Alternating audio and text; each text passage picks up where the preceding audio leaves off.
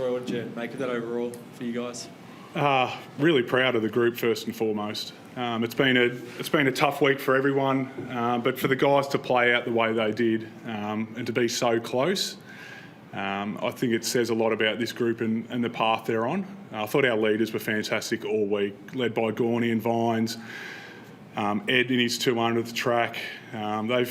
They've had to deal with a fair bit, but to go down to against a team who are in really good form and are pushing for finals by a goal and right in the last minute, couldn't be prouder of the group. What was your message to the group going into today? Was it just to take the shackles off, have a bit of fun, like after the week of pressure? Like what were you focusing on today when you were speaking to the players? Oh, look, I didn't really have to talk about that too much because these guys came in Wednesday with real purpose around what they wanted to get out of this back end of the year, the last 3 weeks, and the way they trained and the way they've been engaged. Like, there's a lot going wrong today, and then we had to change a few things, and then for them to be able to put that in place and change and the way the game was playing and deal with some momentum swings, they were really heavily engaged. But I think it's a tough situation for them, but for them to be able to deal with all of that, move forward, as we said earlier in the week, like footy moves pretty quickly. I thought they did a super job, and our leaders were fantastic all week, and as were everyone at the club, like staff included. I think everyone has had a fantastic week, and we're looking forward to the next two as well to make sure we finish the season off. How did you find your first experience in the coach's box, and have you changed your mind? Do you want to be the senior coach? I want to be a senior coach. I really enjoyed it. It's not too different. I mean, you're sitting up there and you're always in conversations with the assistants in what we can change. You're just now the face of it.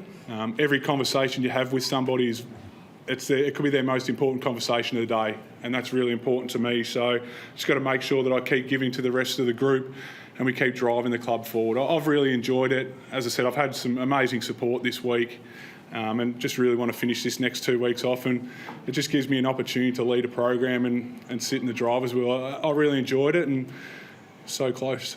How was the day overall? You mentioned pre-game, you had a loss in the Yeah, it wasn't a good start, Gabbo. The under-12 Campbell Sharks, we got touched up by about 8 goals, so it was good though. Like, I enjoy coaching my young fellas team. The parents there were really worried that I wasn't going to be able to do the last few weeks, and I said, well, it's a bit of an upgrade, but it keeps me level, and it just enables me to go and coach young kids and pass on my knowledge, and I've just got a great group of kids. And then to be able to come to the G today, I was nervous and anxious before the game, but once we sort of got out in the ground for the kick beforehand, it just felt normal, which was a good thing. Troy, from the coaching perspective, after half-time, particularly the third term, kicking 7 goals to 4, you really had control in that third term, getting that momentum. Is that some of the best footy the team's played over the last month or so? Yeah, it probably is, to be honest. We've been building. Our last couple of games have been pretty strong, and even before that. Like, I know the last quarter against St Kilda was disappointing, and we own that as coaches and a playing group. Like, we got some things wrong there, but today I thought our pressure in the third quarter, we were able to close space and start to turn the ball over, and it resulted in scoreboard pressure. And it was off the back of our defence, and we had to make some adjustments. The ball early on in the game was pinging around a little bit too much for my liking, but to the players' credit, they were able to control the ball for a little bit, and we were able to wrestle some ascendancy back, and that was off the back of the way we defended. And also being able to use the ball more cleanly in that third term, because you had those turnovers in the first half, so you had to try and eliminate those. Yeah, definitely. I think our calmness in that third quarter, we've been working really hard on that, how we just bring each other into the game. And it's just when the game's fast and you get really good turnovers, you can lack a little bit of calmness at times. But I thought our ability to use our numbers and start to kick to advantage inside forward 50 was able to result into some scoreboard pressure. Have you found one in Jai Cully across the last fortnight? We know he's got an amazing story given the delisting, the SSP, but his 2 games have been great. Yeah, absolutely. And we knew throughout pre-season we had one as well.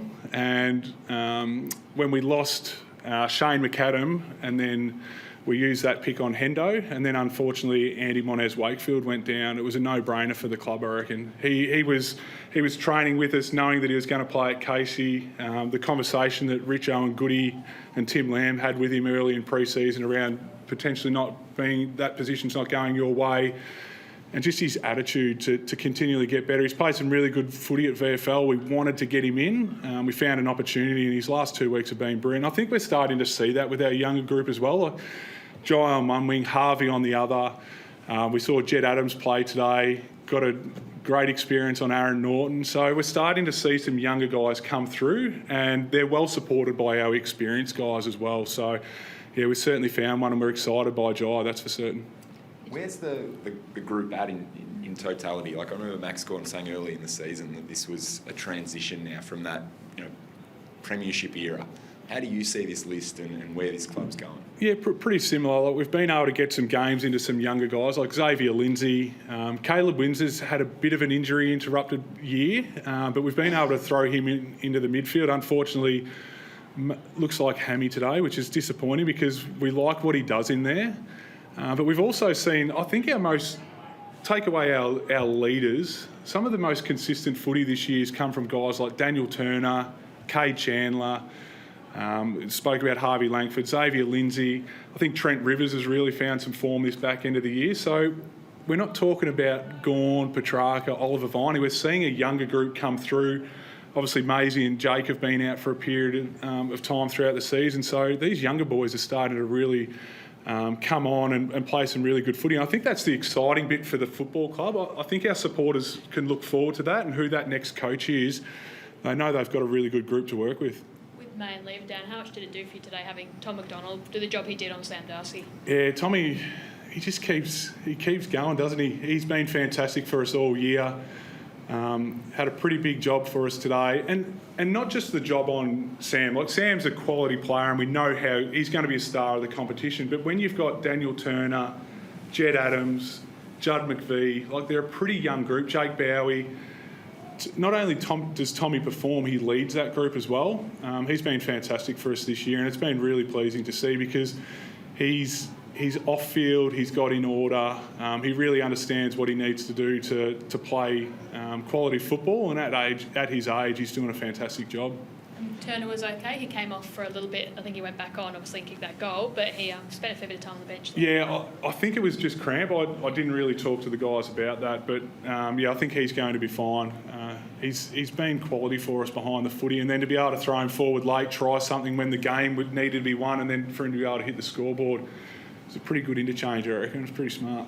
How important is the next 2 weeks, Troy, to finish the season off on a positive note against some quality opposition that you're coming up against? Yeah, it's going to be really important. I think not only for the club but for the playing group as well. Like, we're playing against 2 more teams who are right in the premiership race. So Hawthorn are playing really good footy. They're going to be trying to push for top 4. And Collingwood, they're top 4 and potentially top 8. So they're going to be 2 really big games for those clubs. So once again, it provides our younger guys an opportunity to play in finals-like games. We're playing at the MCG, the home of footy. They're going to be big crowds, high intensity. So not our senior guys have experienced that, but our younger guys get to experience that now, and that's just a real great opportunity for those guys to finish off the year, and hopefully we can get another performance like today, and maybe it's on the other side. Troy, have you had any contact with any coaches who might be interested in the Melbourne job and keeping you around? No, not yet.